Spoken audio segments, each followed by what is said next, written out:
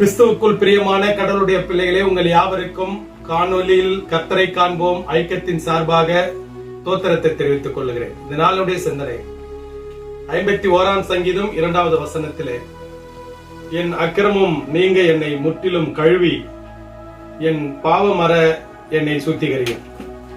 இந்த 51ஆம் சங்கீதம் தாவீது பத்சபேல் இடத்தில் பாவம் செய்து நாத்தான்வேல் இடத்திலே அறிக்கை செய்கின்ற இந்த சங்கீதம்.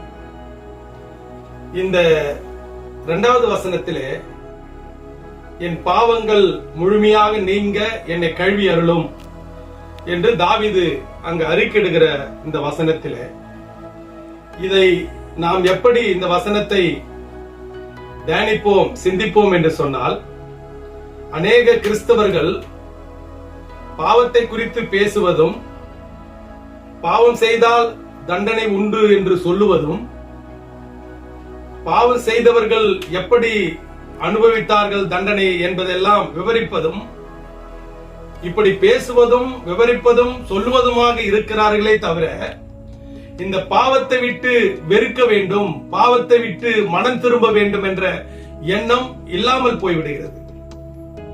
அதனால் கடவுளுடைய பிள்ளைகளே, பாவத்தை குறித்து பேசுவது, பாவம் செய்தால் தண்டனை என்பதெல்லாம் பேசினால் ஒழிய போதாது, பேசினால் மட்டும் போதாது. அந்த பாவத்திலிருந்து தன்னை விடுவித்துக் கொள்ள வேண்டும். இனி நீ பாவம் செய்யாதே.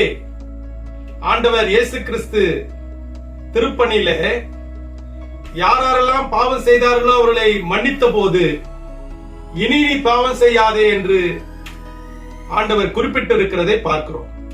ஆனால் கடவுளுடைய பிள்ளைகளே, இந்த பாவம் ஆண்டவரிடத்திலே கிட்டி சேர்க்க வாய்ப்பில்லை.